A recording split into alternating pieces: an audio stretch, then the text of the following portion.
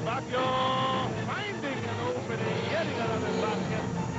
Adriano's shot, absorbing the contact and getting the shot off the floor. Juicy delivers once again para sa Red Bull Barak. Kahirapan sa depensa itong laban. This is the beauty of a series. It's just 1-1. It's now a best-of-5 series. It's going to be a defensive series. Especially at 1-1, Game 3 is going to be a pivotal game in the series. Dito sa round 3, sino ang aatake at mananalo? Sino matatawlan pabagsak sa sahig dito sa Cuneta Astrodome? It's time for round 3 of this monumental showdown between Red Bull and Purefoods. Manggugulat ba ang mga barako o aangat ba ang mga higante? Malalaman natin ang kasagutan dyan sa gabing ito. Skyros Baguio, will he soar anew tonight to lead Red Bull in a continuous surprising run? Will Mick Benisi hit those crucial three-pointers down the stretch? Yan ang ating aalamin sa gabing ito. Sa kabilang kampo naman, will Big Game James once again explode for Purefoods and help them move ahead in the series? And will Kirby Raimundo be the man once again para sa Purefoods, CJ Giants? Magandang gabi sa kanilang lahat.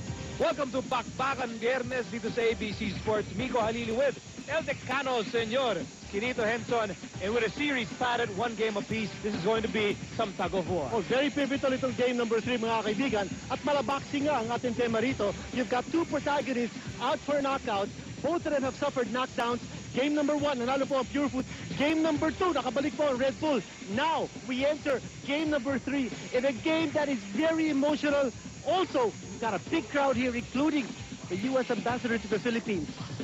Oh yeah, mamaya mapakita natin, no, si U.S. Ambassador Christy Kenny, part of this Friday crowd inside the Cuneta Astrodome. Ngayon, alamin natin paano ba humabol ang Red Bull, and we're going to show several reasons why they've tied the series. Well, in game number 1 at game number 2, makikita po natin, no? Skyros Baguio, storm signal number 3 himself, jacked up his scoring 10 to 19 points sa game number 2. Kiko Adriano started in game number 2. He has been a factor not only defensively, but also offensively, doubling his numbers in game number 2. Juicy Valenzuela has been very consistent. What about Warren Ibanez from the backcourt, exploding with 10 points? And Tobex Robinson did not play in game number 2. At si Celino Cruz also coming to play and showing up big time sa game number 2. So humabol po ang kampo ng Red Bull to tie the series.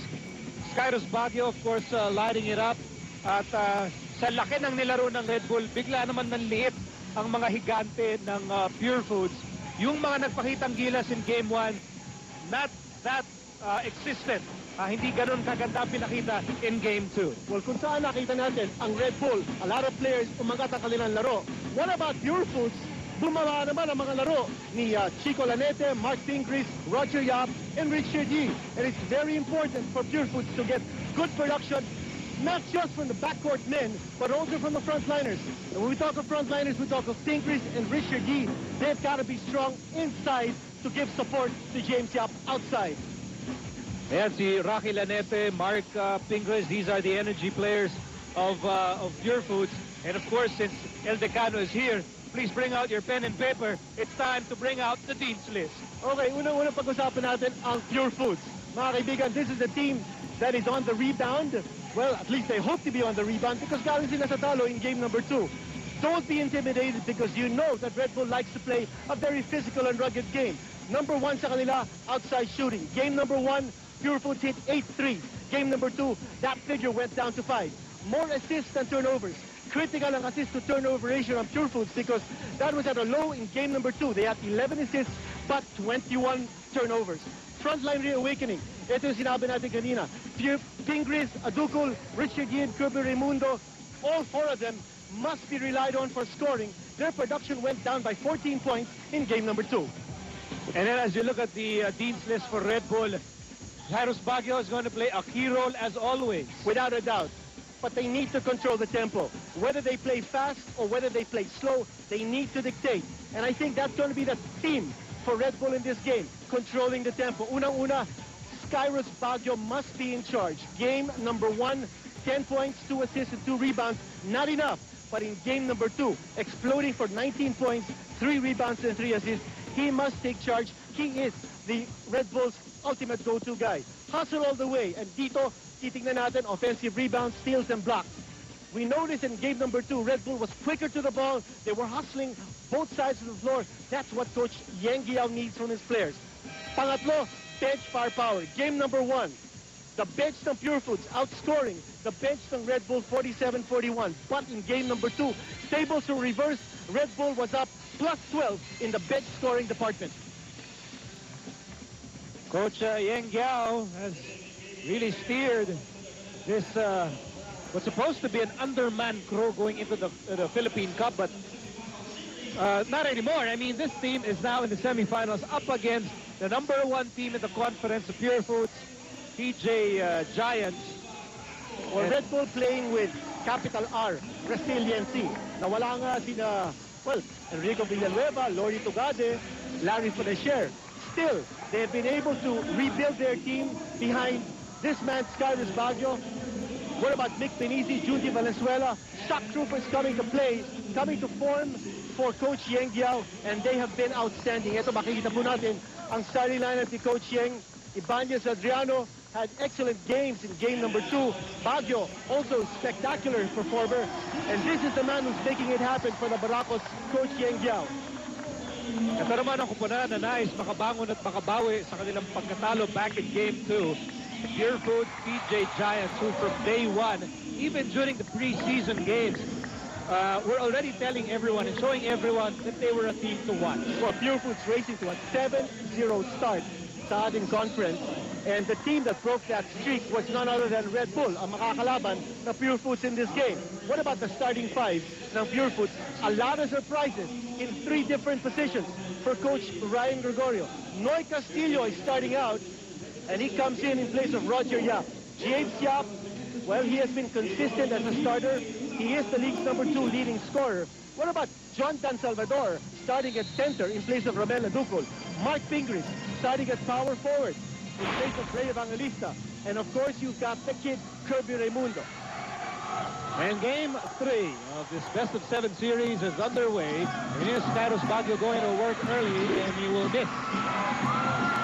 Now, what I want to see here, kung paano ilalaro ni Coach Yang Giao ito, no? Will they speed it up? Will they slow it down? We saw that in game number 2, they really slowed things down. But I also noticed that in game number 1, which they lost, they sped it up. So, ano kaya ang gagawin nila ngayon? They want to catch Purefoods off guard. Here's James Yap. They want to make Cyrus Baguio work on defense here. Agad-agad inatake ni James Yap ang depensa ni Cyrus Baguio. Game number 2, James Yap erupting for 29 points. But yung bench ng Purefoods not up to par. So, possible strategy ni Coach Yang Giao. Pabayaan na lang si James Yap ang maka-score. Let him get his big numbers, 25, 29, 30 points, whatever. Huwag lang maka-score ng kanyang supporting cast. Ito makikita natin ang ginawa ni James Yap in Game 1 and Game 2. Game 1, a very anemic 11 points, but Purefoods won that game. Game 2, 29 points, but Purefoods lost that one. Here's Benisi, handoff, Ibanez. Ibanez against Castillo outside, Bugia.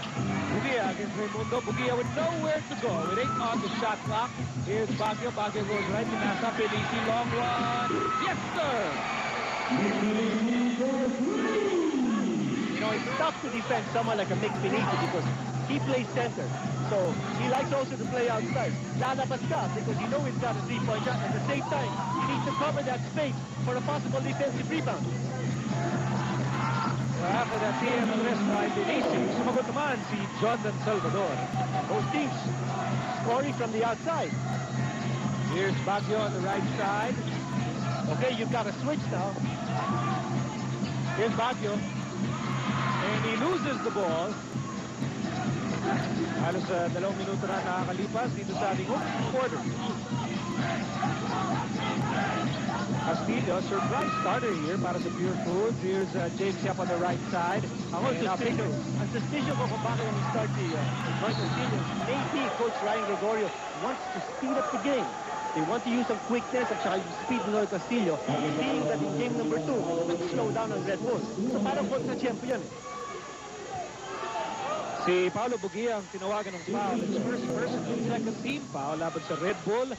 Sending Jean-Marc Pingris